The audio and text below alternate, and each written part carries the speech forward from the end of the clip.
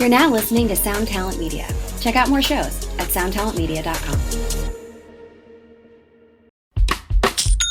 When you think about businesses that are selling through the roof, like Aloe or Allbirds, sure, you think about a great product, a cool brand, and great marketing. But an often overlooked secret is actually the businesses behind the business, making selling, and for shoppers, buying, simple.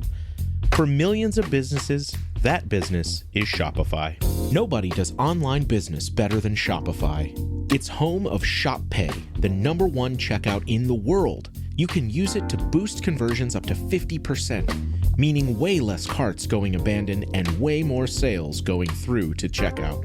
Sign up for your $1 per month trial period at shopify.com/income, all lowercase.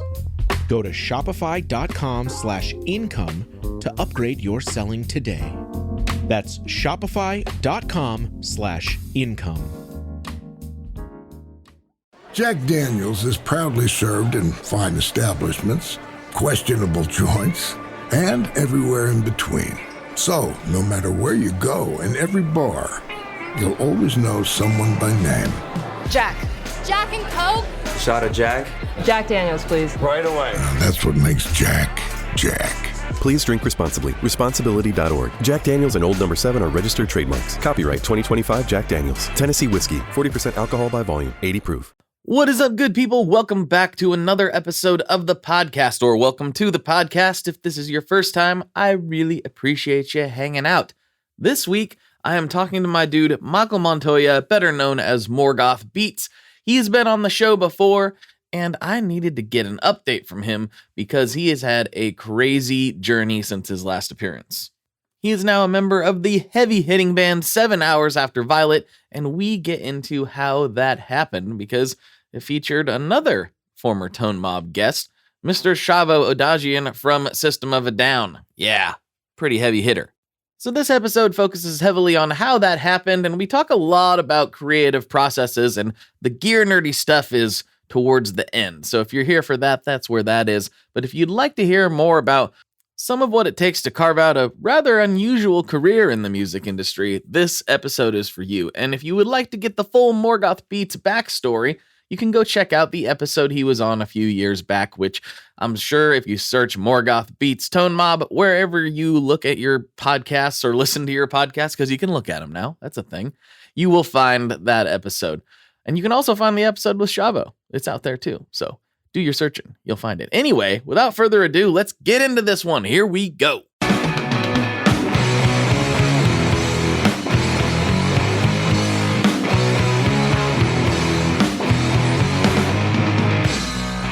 Hello, everyone. Welcome back to another episode of the Tone Mob Podcast, the show about guitar stuff, occasionally, sometimes. I'm your host, Blake Weiland, and with me, I have, returning after a few years, Morgoth Beatz. What's going on, dude? Hey, what's up, bro? How you doing?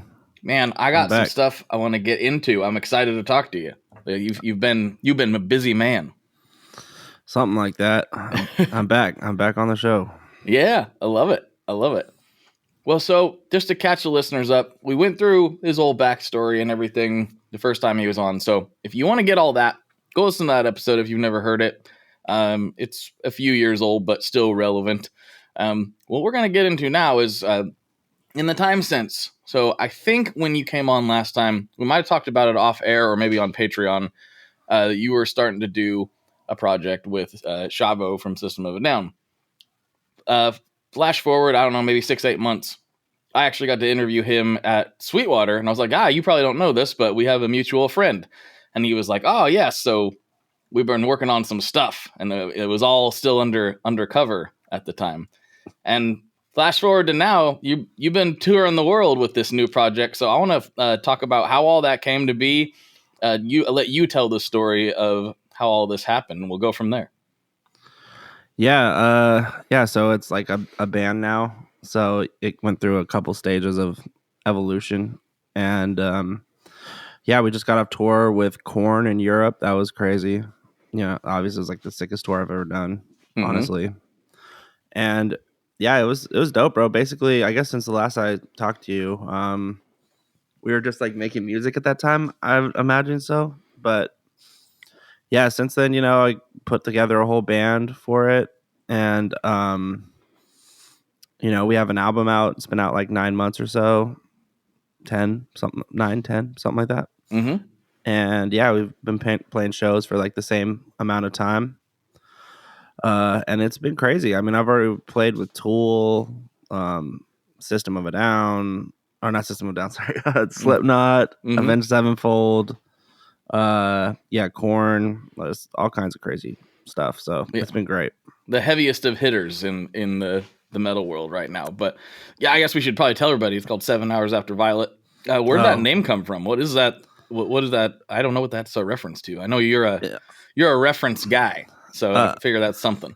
Yeah, we so it was just going to be called Shav at one point, which like I thought was cool, but we wanted to make like an acronym for it. So we kind of like all came up like with a bunch of ideas, and I think it was actually Alejandro who came up with like the first chunk of it, and then it was going to be 7 Hours After Violence, and then we decided to do Violet because we thought that was cool. And like System of a Down is a weird band name too, if you think about it. So obviously like it's kind of just one of those. It's like artsy. We're gonna release some like comic book material through John Dolmayans. He really does comic books and stuff, the drummer of System. So we're gonna have some like backstory stuff related to the name, where there's going to be different stories about like what Violet is, what happens 7 hours after. There's references to it. It could be like midnight. Violet could be like a drug, a bomb, a person. All sorts of different variations. So we just wanted to have something that we could like add lore to as we go along, and just something that felt like cool. So honestly, like the name has specific meanings in some ways, but like we're gonna like kind of release stuff that gives more depth to it. That's super cool. I love that kind of stuff. I'm a big comic guy, so that's right up my alley. I love that. Yeah, but it's until that stuff goes on, I get like it is a little bit like of a weird thing, but it'll make sense. I like it. I think it's a cool name. I was just, as soon as it was announced, I was like, oh, that's interesting. I didn't see this going this way. And it's also musically a little bit different than I expected. I guess I don't know what 100% I expected out of it, but it's very heavy. Like very, very heavy. I know that's your background, but it's even more intense than what I was expecting. So of course I was all about it. Yeah. I mean, Taylor's an insane screamer too, so I think his like gnarly vocals kind of lends it to being like even heavier. It's crazy. Yeah, we just kind of made what we wanted to hear, and that's just kind of something where in between that, like no one really has done. We're not really like running away from Shavo's like natural riff style, which is like what System does, and what he's written in System. That's just kind of like the rhythms and like the grooves and like progressions and stuff that like are just kind of natural to him. So we kind of just do that, and kind of blend, or at least for the last album, it was kind of a blend of like his stuff and my stuff. And it just kind of came out that way, where somewhere, there's kind of tried to make a kind of diverse stuff where there's like just some alternative metal that's like all singing, some stuff that's like borderline deathcore or pretty much deathcore, and some new metal, some all that, just all sorts of different stuff. Was there a moment for you guys when you realized, oh, this isn't just going to be a recording project, we want to take this out? Yeah, when we had all the people involved with it, like Alejandro and our other drummer Josh, and obviously Taylor too, and like I was just like, oh yeah, this is a crazy group of musicians. This would probably do like all right, on tour, and these songs are fun, so they'd probably be fun to play live. That was the whole reason too of making it not his solo album, was because like all the management and like everything like that was like, yo, you could like tour off this and play shows off this and it would be sick. So making it into like more of a band, and because it was like everyone from the band is from another notable like thing, obviously System being the craziest by far, but everyone's done something. Shavo wanted a band full of like younger people, like he didn't, like none of us are over 35, so that was another thing, to help with touring and all that stuff. So yeah, that was pretty much the idea. Pretty much after we started having vocals, it felt so, at least it felt kind of original to me, like where no, I don't feel like anyone's really done the like modern heavy thing with like the DNA of like System. A lot of people have done like Linkin Park, Slipknot variations of that, but System's so weird, in like an awesome way that we just didn't really run from it. Yeah. No, System is a very unique band just across the board. I think on paper, people would probably have told them that it's not going to work, but it totally works. Yeah, they're such good songwriters. Yeah. It's so sick. Yeah. So how did you meet with Shavo? And you were just like, were you kind of just happened to be in the same room at the same time and hit it off, or how did that happen? It's kind of a funny story. So I was working with Jonathan Davis from Korn a bit, and he had relayed to his manager, Bino, who runs Velvet Hammer, who is Systems manager, Korn, Deftones, Avenged Sevenfold, like, very sick dude. That he liked working with me, or like, that I was good at whatever, at producing. And Bino hit me up asking me if I would be interested in working with Shavo on something. And this was like for something totally different than what the band ended up being. This was something like more hip hop oriented and stuff. So I was like, yeah, of course, it'd be like insane. So Shavo like was working with a group of people, and when he relayed the message like that to work with me and stuff, like they ended up not being into it. So, but what ended up happening was my friend Kevin, who's like the host of K Rock and TRL and stuff, brought me to Shavo's weed launch party on.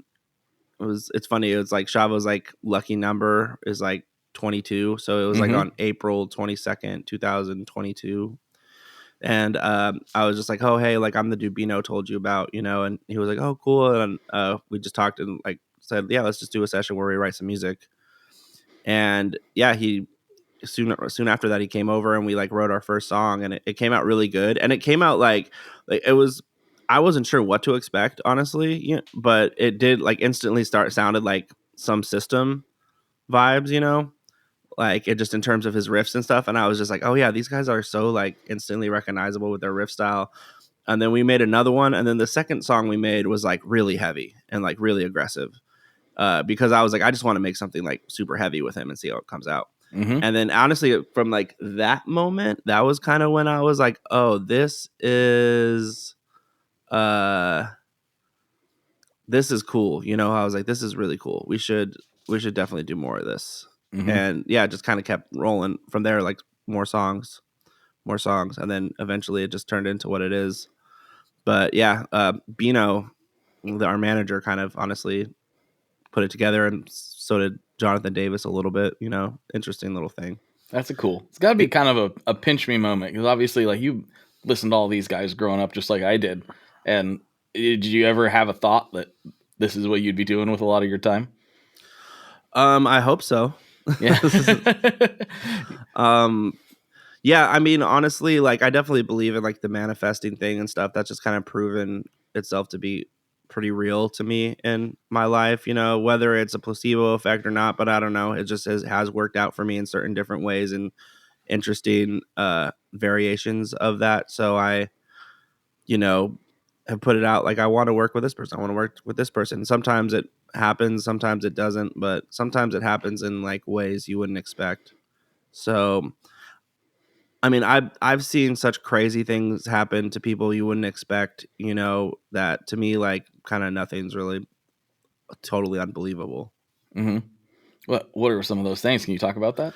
Yeah, I mean, just like I was like around Lil Xan when he became a famous rapper, and he went from like zero to being like an A-list celebrity, like I've just seen stuff like that where a couple times over I've seen artists like go from like 0 to 100, and it's just seeing that happen enough times over and over again, like being close to it and like or being a part of it in one way, shape, or form, will definitely make you kind of like be like, oh, like the limitations are kind of like just what you put on yourself. Like crazy things can happen. Mm-hmm. Yeah, that's one thing about like the manifesting thing. It gets a lot of crap from a lot of people, and I understand why. Because I think if you sit there on your couch all day and go, "I want this to happen," but you just continue to sit there on the couch all day, it's not going to happen. But I wonder if by saying I want to work with this person, or I want to do this, or I want to do that, and then you make some steps, maybe you write a riff that's kind of like that, or maybe you reach out to somebody, or maybe you go to a show, or whatever the case may be, then those things can start to fall into place. And one person tagged me the other day in a video. It was a guy kind of giving a commencement speech at a college, just talking about whatever it is that you are trying to do, you got to go do it. You got to take that first step. And it sounds cheesy, but so many people are afraid to take that first step, to put that thing out there, to post a photo. I mean, I didn't put my face on the internet for like a long time. Like I was posting all this gear stuff for a couple of years. I was like, oh no, that's weird. I'm not that guy. I don't want to do that. And eventually I got over it, and it became kind of second nature. And you realize like if you want to go chase this kind of thing, this is how you do it. You got to put yourself out there. Yeah. You got to go do things. Yeah. I've never like when I want to do something like that, I always strategically figure out ways to get to certain people or certain things that I want, it's never just like, I say this and this happens. It usually is years of like strategic, like stepping stones, to try and figure out like a path that ends up in dead ends sometimes. And I have to work my way around it another way, or like, like for example, like how I worked with Jonathan Davis to make this thing happen, was, I got into Winds of Plague, and the other guitar player for Winds of Plague ended up playing keyboards for Korn, and he asked me, Jonathan Davis's son liked what I had produced for artists like Bones and stuff like that, and he wanted to make that kind of music. So I talked to Jonathan about making music with his son, and I was like, yeah, I should probably do this because it would be a cool one. I just want to see if the kid's good, and he's cool. He's a cool kid. And then two, getting to work with Jonathan on something that who knows what that's going to lead to, So you just kind of got to say yes to stuff like that, and just try and not only see it for like face value and see like the potential and what something could become, right? Something like that. Yeah. Yeah. Oftentimes it's not about the thing that's right in front of your face. It's, you don't know who's connected to who and what might happen. And a lot of times I think when you said you run into dead ends, I think that's important. You are going to run into dead ends. You are going to have trails go cold, and you have to be okay 100%. With that happening kind of all the time. Because it does happen all the time. So but eventually it doesn't. Over and over again. And I think that's put a lot of effort. Yeah. Yeah, I put a lot of effort into stuff that I thought would be really popular and people would like, but then like no one really vibes with it. I put no effort into stuff that people end up loving and ends up being like the biggest thing I've ever done. You can have like feelers out there, but you just gotta kind of try a lot of different things. Yeah. And I think that's true. The more I talk to, like, I consider you more of at least that's what I've noticed, a musician, but I also have a lot of friends in the content creation space. And the more I talk to both parties, I realize that's like, it's all kind of the same thing at the end of the day. Maybe the output looks a little bit different, or the platform's a little bit different, but the recipe, if there is one, for being successful and getting to have a career in any of these spaces is kind of the same thing. I've yet to see anybody just wake up one day and they're like, well, I'm a successful musician now. Look at that. I have seen that a couple times. I'm not going to lie. Yeah. I've seen it a couple times, and that's just like rare. That's just very rare. And you just can't get upset when you see that happen to someone, and you're like, damn, I've been having to grind for forever. And this person, just instantly gets, that happens too. They still took that first step though. They still did it. Yep. Everyone's path is different. Some people are just tapped into something that like they just get instantly, or they just get the climate of music like very, very well, very quickly, which is great, Mm-hmm. Yeah. I don't know how much you pay attention to like what's going on in the country space, but like, that's kind of my other side of my story. I like really heavy music and metal and punk and all the stuff, but I also really like country music. And my wife's really into it. And so seeing the paths that some of these guys have tried to take after the success that like Zach Bryan's had. Yeah. It's like there's all of a sudden you get one person that does that, and then there's like a bunch of other ones like, well, he posted this on Twitter, maybe I'll try to do the same thing. And that can work. It's not to say that it can't, but do you see that in the heavier music space as well, where there's like, oh, we're going to clone what worked type of thing? Oh, for sure. Yeah, there's always that in every genre. Mm-hmm. Yeah, I don't think there's any time. Whatever is working for people are going to try and make copies of it, you know. But a lot of times by that point, you're like too late. Mm-hmm. It's like riding a wave. You have to be like right in the right spot at the right time. Yeah. I mean, not that like honestly, a lot of people who do make clones and stuff, they're like, if you're early enough to doing that, like you'll probably get somewhere. Yeah. But and I don't even think it's like from a malicious point of view or anything. I think some people are just legitimately inspired by the people who are making whatever they're doing work, and they just like want to make something similar, you know, because it's their influence, and that's cool, you know. We all do that, 100%. Yeah, I just rip off like a million different things and just throw it into one blender, you know. Mm-hmm. Yeah, I think that if everybody's honest with themselves, that's what it is. I mean, there's only 12 notes in the Western music scale, right? So we got to put them together. Sometimes they're going to kind of come together in similar ways. It's just what happens. But, yeah, no, for sure.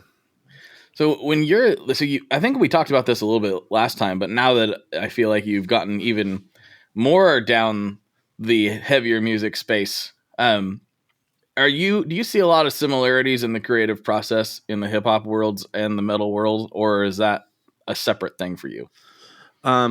It's very similar in terms of, well, I mean, it's just like, it's similar in terms of the fact that most music nowadays is written like at the computer, you know, and the difference between like making a beat to me versus making like a metal song or a hardcore song or whatever is really just like the sound choice, like what drum sounds I'm using, whether I'm using a guitar or a keyboard, or, you know, just like choices like that kind of make the difference. But the layout is similar, where if I'm making a metal song, you know, I'm still programming drums to a grid, or I'm playing them on a keyboard, you know, or like on my MIDI drum set or whatever. So that's the exact same thing I do in hip hop. Like the difference is like for bass, I might use like a synth bass or like a sub bass or an 808 or something, versus like a real bass or a realistic bass.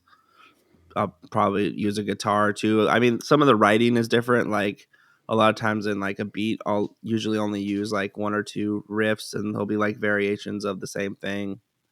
Versus like in a metal song, you know, there might be a couple more riffs that like go different places and stuff like that. But in terms of, same with like pop or anything like that, you know, there's like with music like that, a lot of times it's a little less about the structure's a little different. Just not even like verse chorus structure, just in terms of like, it's like there's a verse riff and then a chorus riff and then a bridge riff, you know, like. And the other things usually it'll just be like the verse and the chorus will have some sort of similar variation or something that keeps going throughout the whole song, you know. Maybe the bridge has a variation or something, but usually a lot of times in songs there's not even bridges like that anymore. Right. So yeah, it's pretty similar. Honestly, it's just like writing on a computer and just using the DAW as an instrument. Yeah, I'm surprised. I surprised myself with how much that's become a part of the process, because for the longest time I was just sitting in front of amps, and that's how I would make stuff. And I still do that, but I've integrated the DAW more and more and more to the point where that's now the main, I guess, jumping off point, for lack of a better term, where it used to be like me humming a riff in my head and then running to find the closest guitar and trying to make sure I can make it work. Now it starts as like, I really want to work on something today. Fire the DAW up. It became the first step, which is a little weird for me coming from not knowing how to run one for a long time. But yeah, I mean, I just write better if I can just sit there and just like play to a drum groove or something like that, you know, and just like start songs off that way. So like just being able to have the blank sheet of paper or whatever that like the DAW is, and to like have and just be able to listen back to it and and like edit what I want to change and like all that stuff is like just become really like crucial to me, like in terms of writing. Mm-hmm. Where I mean that's just part of producing nowadays. You got to be able to do that kind of 100%. Yeah. Is there anything that you have worked on or maybe even just enjoy that maybe people would be shocked or surprised by? Is there anything like that? I mean, I don't think I'm a pretty open book about like my genre fluidity or whatever, like, I mean, some people maybe are surprised that I'd work on like Suicide Silence and also like MGK, or like Kid Cudi or, I mean, I produced a song for Jake Paul before. That was kind of random. Really? I didn't know that. Yeah. Me and Diego from Volumes, RIP, did a song called My Teachers from him. Yeah, that's what it's called. I was just looking at it. Yeah, that, and I mean, is there? I guess maybe. I mean, I guess the shocking thing is doing like extreme metal stuff, like the Left to Suffer, or, stuff like that, and like something like Little Xan or. Yeah, I don't know, man. I don't really think I'm too shocking to people at that point with this, because like honestly, if I like look at my little list of like songs that I've done or whatever like that, just say your little list as he scrolls through hundreds of songs. Like, my list of songs where it's like hundreds of songs, but but yeah, it's like when I look through the list of it, it's like it is pretty diverse. Like Ice Nine Kills, MGK, Juice WRLD, a bunch of different. Yeah. So yeah, I mean, I like really look up to Rick Rubin and stuff like that a lot, and just in terms of like his diversity of his catalog, and his like approaches. So I just similarly wanted to have multiple lanes I could kind of go to as I feel like, in terms of music. Like if I want to do rap one day, I have an infrastructure of artists and like a reputation where I can work with credible hip hop artists, at any given point when I feel like it. Or if I want to do metalcore one day or whatever, I'll just fill my calendar out like that. Just depends on like, what I'm in the mood to make. So luckily I've been able to kind of establish, obviously I'm not the biggest producer in the world, but like I've been able to establish like a couple different paths that I can kind of lean on at any given point whenever like I'm not feeling like doing one as much as doing the other. Hey Rocky. What's up, Vincent? Did you hear about the latest? Latest what? The latest drop from Maris. It's totally insane. No, tell me more. Maris just released Enzo X. What's that? Enzo X is a supernova expansion from the original Enzo into the highest quality and most flexible studio synthesizer ever created in a pedal format. Whoa! Enzo X combines 5 synth types, 5 drives, 3 reverbs, and 5 modulations. It also includes a full 2.5 second stereo delay, all in one pedal. That sounds hard to use. It's not. The UI is from the same family as the Mercury X and the LVX. It's super easy to dive in and see exactly what you are tweaking in real time. Oh, I see. It's right there on the screen. Yep. Is it just for guitars, though? Nope. You can plug almost anything into the Enzo X, including your MIDI controller. That sounds incredible. Where do I get it? You can pick up Enzo X online at maris.us or at any of their fine retailers across the globe. Did you just say across the globe? They know what I meant. Wait, are we getting paid for this? I'm still waiting on that cash money from last time. He better at least give us pizza for dinner. I'm not giving him his Enzo X back until he does. For more information, make sure you check out maris.us, and apparently I have to go order a pizza.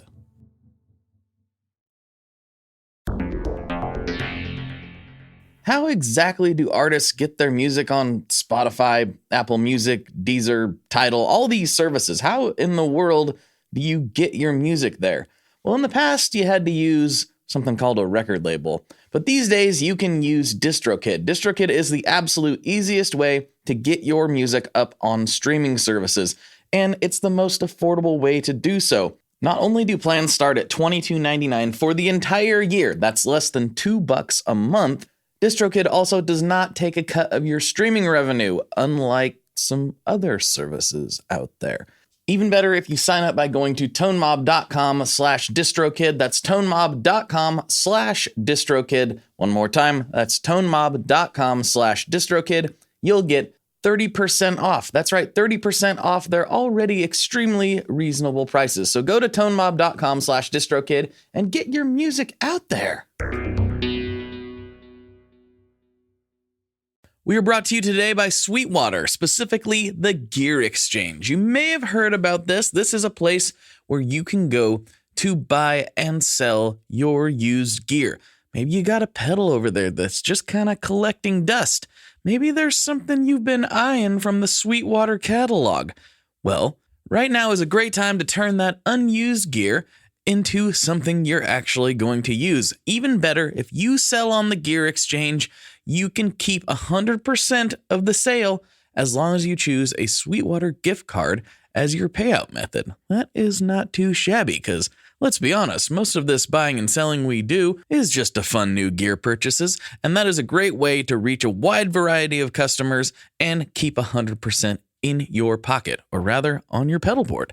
So go check out the Sweetwater Gear Exchange and turn that unused gear into something that's actually going to help you write that next huge riff. Yeah, I think it's a skill to be a chameleon, in a lot of ways, and I think it's really difficult to do. It's difficult for me to do. I get sometimes so focused into the lanes that I enjoy that bouncing around is a little bit hard stylistically. But then again, I don't know. Most of the stuff that I end up making and putting out doesn't sound anything like the stuff I listen to. So maybe I'm just making stuff up at this point. Yeah, there's that too, for sure. I just kind of make stuff, like it's not always like what I exactly am intending to make or I won't even go into it with intention sometimes. Mm-hmm. Sometimes I'll just fall ass backwards into something, like I'll just start moving my fingers around on a guitar or just start programming something. And then if I'm just like, oh, that sounds cool. I'll be like, yeah, I'll use it. And then I'll just be like, what sounds cool after that? Just kind of go step by step versus I don't really go into it with something really thought out. Okay, today I'm going to make something that's like this, mixed with this, mixed with this, mixed with this, mixed with this. And then hit the nail on the head, exactly that. It's usually, I just like a bunch of different styles of music. So I just pick up little tricks here and there from different things, I'll be like, oh, a drum fill that they do in a funk drum groove over here. This will be cool with a death metal riff, something like that. Is how I'll do it. And then maybe I'll add a little maybe I'll add a little trappy snare roll vibe or something at the end of it. It's just grabbing stuff from different places. Mm-hmm. But I think that might have answered what was going to be my next question. And so do you, with having this sort of portfolio, for lack of a better term, of artists that you can pick from obviously they have to like it and they have to say yes. So it's not like a magic wand you can just wave and be like, cool, now I'm working with this person. But do you create things oh, this would be perfect for so-and-so, or, oh man, I think this is going to be it for them specifically, or do you shop it to a bunch of different people? I shop it to a bunch of different people, but I do get briefs a lot of this artist or this band is looking for this kind of song. And I'll put together try and, there's multiple kind of brain pathways you got to kind of think about when you're making music in that sort of realm too, when you're getting briefs and when you're getting direction to start a song for something specific. One, I'll think, what would I want this artist to do if I was producing for them? What kind of song would I want to make for them, and I'll start there, and then I'll take the brief and be okay, how can I line that up with the brief and find some sort of creative middle ground or something like that, or that maybe they'll just and other times, if that's if I get a specific brief for a specific band or artist, right, that's coming in. Yes, other times I will just make music, whatever I'm feeling and stuff, and just throw it in a folder that I keep all my songs I've made or my instrumentals and like or hook idea, whatever, in. And when it comes time to like, oh, this person is looking for music or this band is looking for music, I'll be like, oh, this could work for them. This could work for them. And I'll throw it all in a folder and then send the folder out and see if like they bite. Which a lot of making music is that.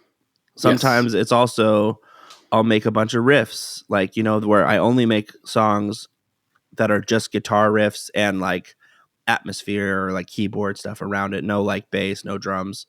And I'll send those to other producers who are working with said artists, and they will be the ones who get that placed because it'll be a collab like that. So there's you just have to set up different scenarios for yourself in order to collab with as many people as possible and to get as wide of a net as possible, Yeah. So it's just kind of finding ways to do that. And those are like the couple of the ways I've figured out that it worked for me. So when you approach creating, I've heard some people say you got to treat it like a job. So you get up at a certain time and you go in and you do it this way and you get started. I mean, you don't have to do it a certain way necessarily, but you get started at 9 a.m. and then you take a break and they're very regimented. I can't really do that. For me, it kind of has to come when it comes. And I do treat things like a job. I want to be a professional. I'm going to be, there when people need me and all that stuff. But as far as trying to force songs out of me, it doesn't necessarily work that way for me. But what's your process like? Yeah, I mean, so some days I'll have sessions with artists where they'll pull up to my house and we'll make a song from scratch, there, or like I'll play them an idea I've made already and like we'll write vocals to it or different things like that. But on those days, I just have to show up. I have to work on the song. Like if I have the artist here, like I got like no matter if I feel like it or not, like whatever, like suck it up and like move your fingers around. That's kind of how what I do. I just make something. And I found like no matter what I feel like, I can make something. I can make something decent. Like it's like a muscle. If you've worked it out hard enough, like. No matter what, I can come out with like some demo of some kind that's like probably all right. But when it comes to like just like my own free will or whatever, I try and just do it how I feel like it when I feel like it. If I want to take a break and take a nap and then wake up and do it again, I just do whatever. Because at that point, it's just about making the best thing I can. And if I'm like trying to force a square peg into a round hole. Like that's not, no matter how much effort I'm putting in, it doesn't matter. It's not really about effort, music isn't like the harder you work, the more rewarded you're going to be. It's not really a gig like that. It's more just, you got to make something dope and whatever you have to do to make that happen, is what you got to do. Like if you're, your body's telling you like, oh, I'm tired right now. I don't feel like doing this. Then take a break, So I try and listen to my, little creative compass when it comes to that. But when I am doing sessions with people, like I'm, which usually I do that every week, like several a week. I will show up and make something, regardless. And having someone there in front of you will make kind of like pucker you up to be like, okay, cool. Yeah. Like I have to make music right now. So I'm going to do it. Having somebody there, I think, will, even if you're not feeling it, somehow makes you start feeling it. You're like, all right, they're here for this. The juices might start flowing a little bit, Yeah, and you might come up with an idea, or even them just being like, oh, that was cool. And you're just like, oh, okay, cool. I'll just run with that, Yeah, let's keep going. Yeah, exactly. Yeah, it's a weird thing. And like what you said about taking breaks and stuff, I think is actually really important because when I get into a creative mode, I don't really want to stop, even if maybe I should. So my cue is when something stops working, like not breaks, like not like a DAW failure or something, but when I'm like, I can't figure this out. This is everything I'm trying to do isn't really fitting. I've had to train myself though, even though I feel like I'm in the mode right now, I'm obviously not because it's not working. So taking that break, maybe it's overnight, maybe it's 10 minutes, maybe it's 3 hours, whatever it is. So many times I've taken that break, came back to it, fired everything back up, and within 25 seconds, I'm like, oh, there it is. That's the thing I was trying to do. Yeah, for sure.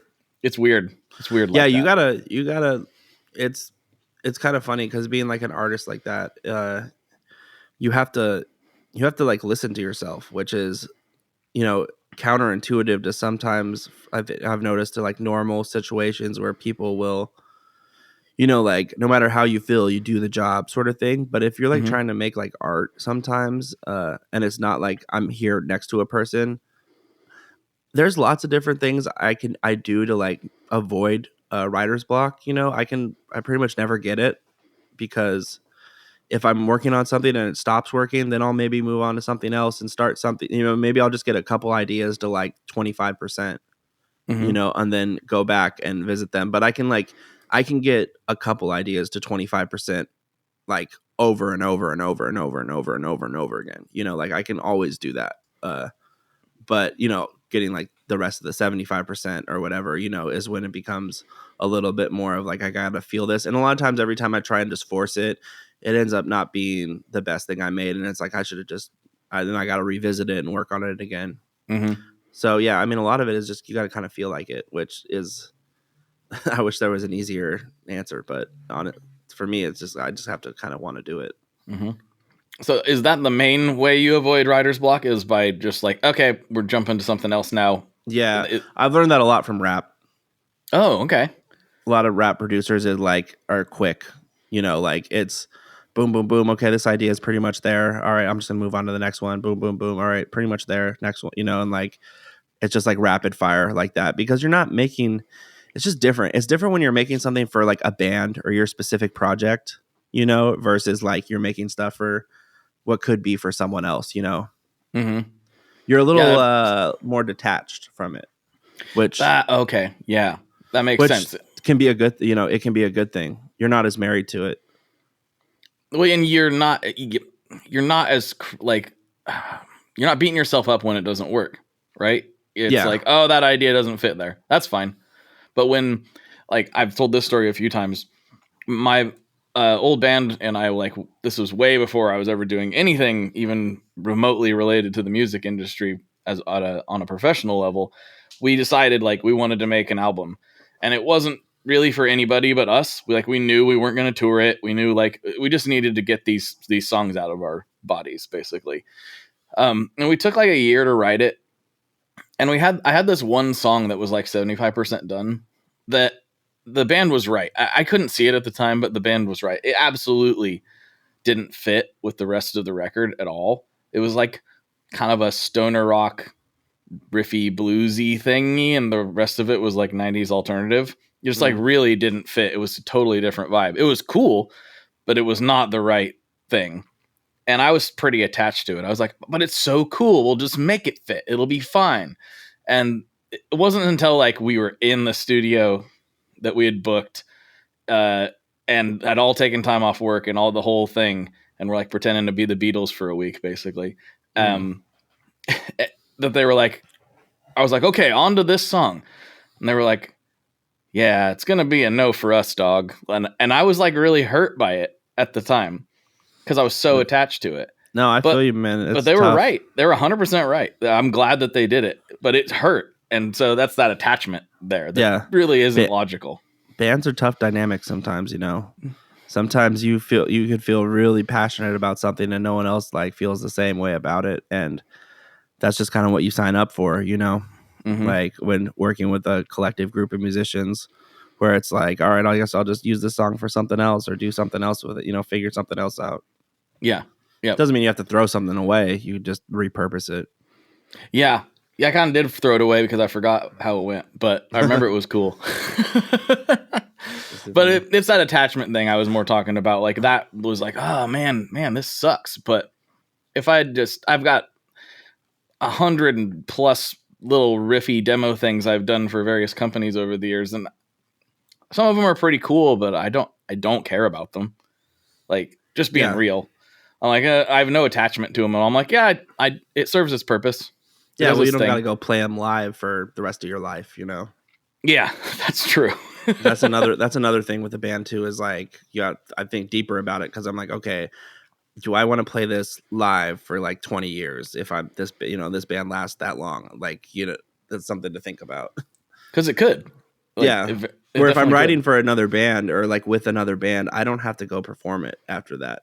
I can go see them play it, but really it's like it's their song, at the end of the day. Mm-hmm. And I should clarify, I say I don't care. That probably made it sound like I don't care about the quality of it or how it turned out. Like I do. It's just not the same thing as like when It's I'm not writing your project. my project or something. I'm like, I have a feeling that I'm trying to express and I want to put it into this art form. It's just not the same as like, let me show you what this pedal sounds like. Yeah, no, for sure, definitely. Where you're like, I got to write something that utilizes like what this pedal does. That's a different thing. Yeah, and I think both are valid. It's just one's a lot more relaxed than the other, I guess. And you never know. Maybe some of the best that you've made could be for that. And sometimes people getting assignments like that does work really well for them not being stressed out or whatever. They do end up just making what they want, and it ends up being better. That can happen too. There's definitely something good about not being in your head about things and not stressing about it, where you can just free flow and be like, there it is. I mean, if that's how it is in the hip hop world, I mean, it kind of makes sense. Like even sonically, that rapid fire stuff makes more sense. I could see how if you start doing what guitar players like to do and agonizing over the tone for days and days and days versus like just pick a snare and go with it, see if it works, and if it doesn't work, for sure. Yeah. And then like if you make a song to it and like you kind of listen to it, and you're like, oh, I could do this better. I could do this better. Then you can go back in and touch it up. But as long as you get like the bones of the idea down, that's a good starting point. You just want to have a song there. Mm-hmm. Like for sure. Having the song there is like the most important thing. Like you can always change the other stuff after. Yeah. But like as long as you have a song, like the song is the most important part. Mm-hmm. For sure. At least to me. No, I think us liking songs is why the tone even matters in the first place, right? If the basic song suck, it's like I've never listened to a song and been like, man, that's a great tone. If it's a terrible song, it could have the best tone in the world, and if it's a terrible song to me, then I'm not going to listen to it. Yeah, no, for sure. I definitely feel that way. Yeah, I definitely feel that way too. As much as I love tone chasing, but. It's for me, it's for us. I think half the time more so than the end product. It's because we want to. Yeah, it's for what sure. It is. Definitely. So speaking of tone chasing, you got a couple guitars behind you. Let's talk gear a little bit. What do you got back there? What do I have back here? That thing is a Squire Bass 6. Love them. That I had modded and I added locking tuners on, reversed the bridge. I'm about to swap it for some Fishmans. I just got signed to Fishman. Cool. And then right next to it is a Phoenix ESP. Grab it. Whoop, 1 sec.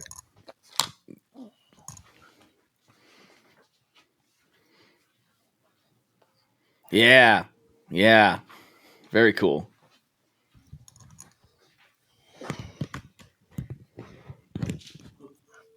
Sorry, 1 sec. No, you're good. Kind of a silver burst thing going on there. Yeah, silver burst thing. And it's the main one I use live. Sorry, I'm just telling my friend to come in real quick. No worries.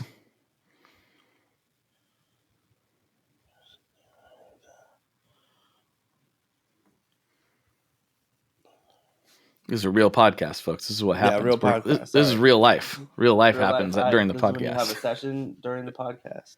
Right after the podcast. Nice. Yeah, so that's the Phoenix. I like it a lot. It has the Evertune, which is fire. So yeah, I play guitar for ESP. So I got a lot of ESPs. Yeah. The Bass 6 though, that thing is so sick. For it right now, it's so in Shavo we play in drop C and drop B.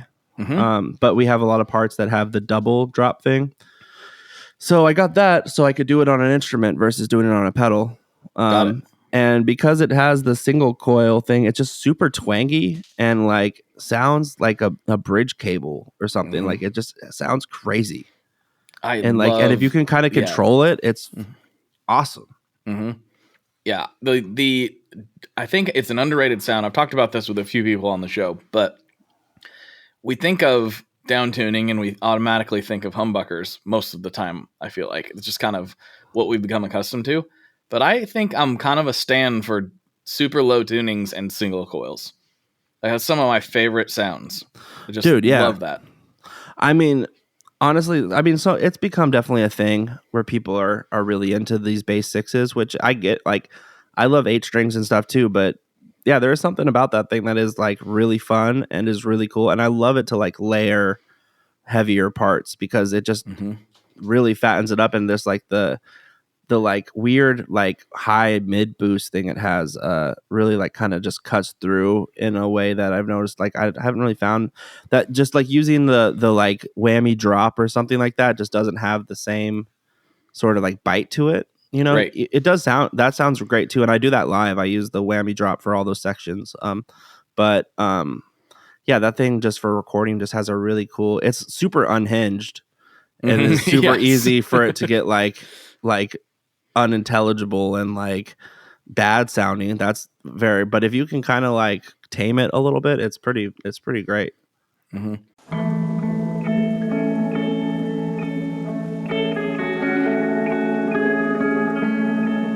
Hello there. I'd like to introduce you to your new best friend, the Chase Bliss Audio Lossy. Lossy is a collaboration between Chase Bliss and Good Hertz. It's meant to give you some control over those weird digital artifacts that come with very compressed audio. You're hearing it right now. All the changes that are taking place are strictly coming from my playing dynamics. I'm just interacting with the pedal and letting it do its thing. In some true stereo goodness. If you'd like some more details about Lossy, I invite you to head over to chaseblinssaudio.com. I think you're gonna like what you find. Abercrombie's viral denim sale is back, and Spotify listeners get an extra 15% off with code SpotifyAF. Abercrombie is known for their denim.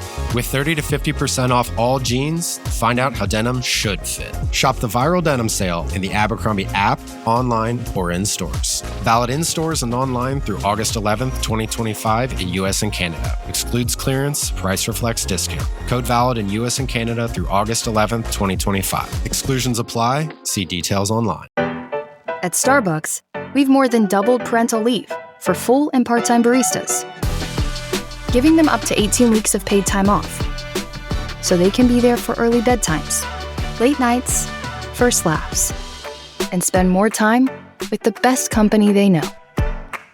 At Starbucks, benefits like parental leave are just the start.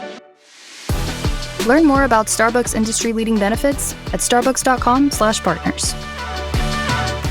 The first time I picked up a bass 6, it was a long time ago, and it confused me so much. I didn't understand what to do with it at all. I was like trying to play like chords on it, like full chord, and like this isn't really working the way it should, and I was just baffled.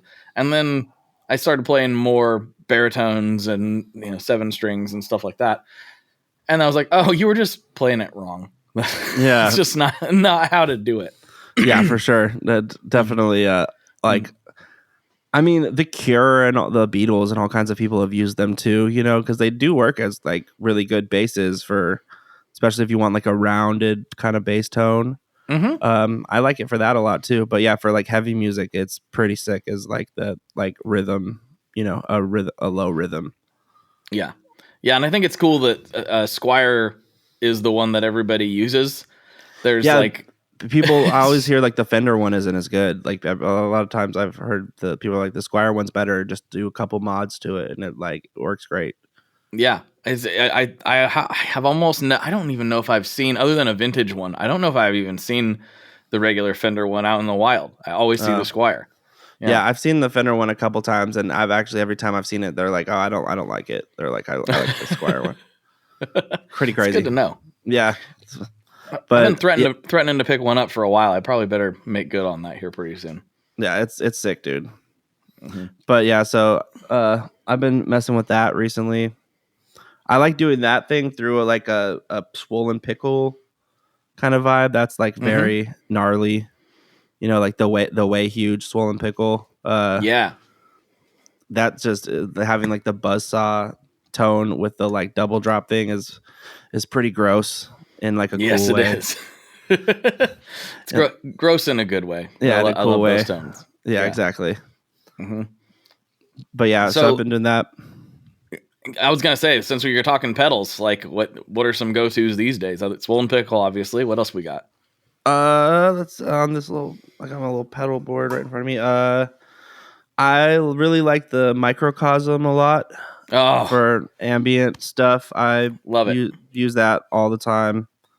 Yeah, it's so sick. It's just like such a cool like textural thing, that super fun live too. I just kind of, whenever we have a lot of clean guitar parts, I use it for that. The noise pedal, the Alpha Wolf one is really sick too. Have you seen that? I have. Yeah, it looks cool. Yeah, it's really fun. It does, like the octave, 2-octave jump, but adds like a half step pitch layer and stuff. So it's like doing a dissonant chord with it, and they control the speed and the rate at which it happens. And that's like sick because it's just literally that like chaos sound in a pedal. I also use the only pedal I really leave on the entire time I'm playing is the Horizon Clarity compressor. Oh, yeah. I haven't played with that one, but I know about it. Yeah, it's great. I mean, it just makes my playing sound a lot more even. So anything that makes me sound like I'm a better player than I am is okay in my book. Yeah. That, and then on this thing, I've been using this a lot too.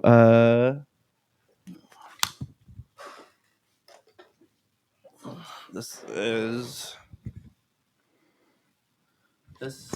is Taylor Young from X Nails and stuff, is the Omni. What it's called. It's the proto. This is a prototype of it. They have like an actual one now with like direct with like decoration and stuff on it. But this is a prototype of it that is really cool. That also similar. It's kind of similar to a swollen pickle. It's almost like a rat and that into one, and you can like control whether you use both of them or one. But it's a cool like just little boost. I kind of just use it as a boost.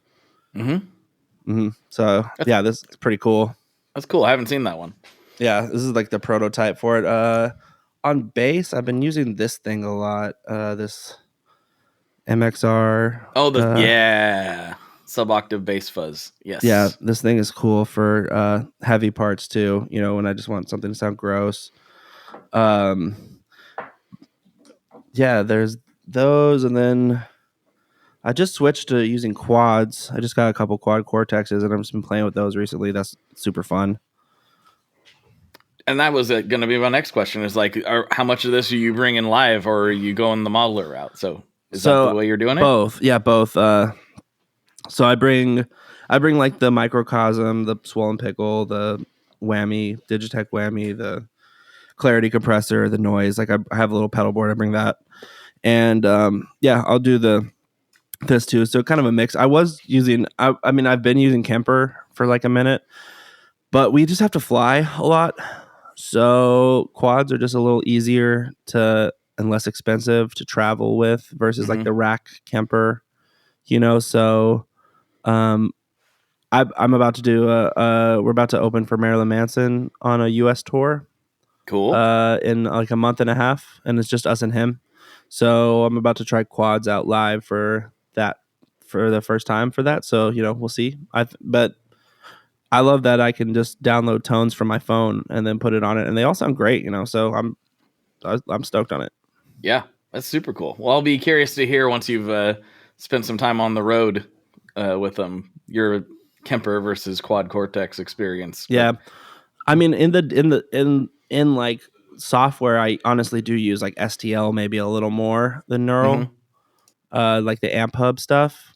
Not even for any specific reason. I just we've gotten comfortable with it. So like, there's like a couple tones I just kind of go do a lot, and I just like to just So yeah, just whatever works for you. It's not like one specifically better than the other. Really, at the end of the day, it just all comes down to the tones and your tones and these, unfortunately. Yeah. It's just like I've noticed you gotta have it here and you gotta have it here. Yeah, I noticed this with there was a player I was watching the other day, and he's like technically a really good player. And I know this is like kind of like a backhanded compliment, but like it was almost too precise for my taste. Right. If that makes any sense. Yeah. And I was thinking about that tone and the fingers thing. I was like, oh, like the way he attacks notes, like it works for what he's doing, but it's not at all something I would aspire to. It was like almost too good. If that makes any sense. No, I feel you. There's some crazy levels of proficiency out there nowadays. Yeah. Where it was just the way that he was grabbing each note. I was like, oh, I like a little looser than that, I think. If that makes sense. No, totally. No, for sure. Yeah, I definitely feel that way a lot too. Where I also like try and I actively play guitar and try and like get better as much as I can, But yeah, there's just certain levels of it or certain things I'm just not as interested in like caring about like getting down or not, Yeah. Yeah, it's not going to really like change my job, career, or enjoyment of music to be able to shred more. I'd rather just be able to write better songs or better riffs. Exactly. I feel the same way. Yeah. Where I just got like I found this really cool book series. You probably have seen it because I'm sure anyone who plays guitar is like come across their algorithm as an ad, but it's like all the chord inversions and stuff like in this multi-series thing. So I've just actually been trying to go down that rabbit hole a little more and just get a little bit better at that. Yeah, I think that stuff is good it's especially for what you do, having in the brain. Like we can all kind of look that stuff up on the fly, but being able to just recall it and just do it in real time is probably immensely beneficial. For sure, yeah. That's the hardest. That's some of the hardest, honestly. Yeah. Excuse me. Yeah, getting good at chords and like variations and knowing all the inversions and all this stuff is definitely a different beast. My brain can barely remember the cowboy chord, so that's getting beyond. I've always had an issue too with even when I learn other people's songs, like I've just always kind of like writing my own music. So like as soon as I get like the gist of something, I'll just start like trying to like rearrange it and stuff and try and make my own little version of it. But then that will sometimes, it's great because I can write songs out of learning another song, but it has definitely impeded my ability to like, or my patience to sit there and like learn something the way it was like correctly, I've already like made my peace with this, and I've said it publicly on the podcast more than once, but I genuinely, outside of maybe like a couple little riffs here and there, like I don't really remember how to play anybody else's songs. Like I genuinely don't. Like people are like, I kind of feel that, honestly. My wife's grandma was like, play me a song. I'm like, you're not going to know any of the stuff that I'm talking about. And half of it's just, or 3/4 of it's just stuff I made up. Yeah, so, I'd probably be better. Like I could write you something now better than I could play you something right now. Yeah. It's interesting because I think that's not most people. Maybe that's wrong, but no, it's not. It's not. Yeah. And I'm not saying that really as a brag. I'm actually saying it as like, I feel like I should know a little more than I do. But I've just noticed from like touring, for so long and stuff, in my various bands, I've just definitely realized too, there's like people who are just like instrumentalists who are really stoked to just like play in a band and play live music and stuff, but they're not necessarily like songwriters. And then there are kind of people who are like songwriters, they care more about that part of the craft that versus like they just want to go play shows with the band, like they want to like make the music, and which is totally fine. It's good that there's both, because otherwise there'd be like just too many cooks in the kitchen like all the time for every project. But yeah, there is a lot of people who are just like, will just learn as many songs as they can and just like are just mostly instrumentalists, versus like writers particularly. Yeah, and I think that's perfectly fine. In fact, I'm really appreciative that they're there, because that's how we get to hear live music, right? If everybody was just a songwriter, it wouldn't quite be the same thing. Yeah, for sure. Definitely. Well, dude, we've almost hit that hour mark. I appreciate you taking the time. We got to slide over to Patreon, see what kind of shenanigans we can get into. And I've already asked you the classic questions last time you were on, so I'm going to change it up a little bit. But before I ask you the final question, do you have anybody you want to shout out? The floor is yours now. You can say hi to your grandma. You can shout out whoever you want to shout out. You're talking to a couple thousand people right now, so go for it. Hi, Mom. Hi, Dad. Met your dad. He's cool. Yeah, he's very cool. I don't know. Yeah, just keep an eye out for more new 7 Hours music coming soon. And we'll be on tour with Marilyn Manson in the U.S. In September into October. I have you follow me at Morgoth Beatz, just at Morgoth Beatz with a Z at anything, and just if you want to check out the releases, I just had a song with Wisp come out. I have a bunch of other stuff, music kind of constantly coming out that I've produced. My band and my production is pretty much the gist. There you go. Do all that, people. The links will be wherever the words are on whatever platform you're watching / listening to this on, and give him a follow. He does good stuff. You're going to like the content that he puts out too, just on top of all the music stuff. He's very, very good dude. So thanks for taking the time, man. I really appreciate it. Yeah, of course, bro. Yeah. All right. Final question. And this is, again, we're mixing it up a little bit. We usually talk about pizza, but right now we need to talk about burgers. So in this world where like smash burgers have seemingly taken over, what's your opinion on the smash burger? I've had really good smash burgers, and I've had not so good smash burgers. Mm-hmm. I'm pro smash burger. Yeah, for sure. There's a few spots. There's a little food truck thing that goes by my house like once a week, where it's like they block off a street, and there's all these different like food vendors and stuff that fill up the street, and like food trucks and all that stuff fill it up. And there's a smash burger spot there I've had a couple times that is really good. Nice. But yeah, I've had smash burgers too where I was like, this is not anything I'm interested in. You can't just squish it and call it a day. You gotta do some other stuff. Squish it, make it wet. There's some people do some weird stuff with it, but I've also had it where it's fire. So I'm pro smash burger if it's good. All right. I think that's a very valid opinion. I share it. I like, some people are like, I'm tired of smash burgers. I'm like, listen, some of these things are delicious. Maybe you just haven't found the right one for you yet. Yeah, it's an art. Yes, just like anything else. Yeah, it's an art for sure. Well, dude, thank you so much for hanging out. We will hang this up and see what kind of shenanigans we can get into on Patreon. Does that work for you? Sick. Sounds good. All right, everybody. For my buddy Morgoth Beatz, this is Blake, and as always, folks, good luck and good tones. Alrighty, folks, I hope you enjoyed that episode as much as I enjoyed recording it. I forgot to mention up top, I'm going to be a little bit out of sorts this week because I am traveling down to LA to do a very special in-person podcast, and I can't wait to share that with all of you. But if you need more content in the meantime, you can slide over to Patreon, where for just $5 a month, you too can get access to the premium content, the extra stuff, and the ad-free feed for just $5 a month.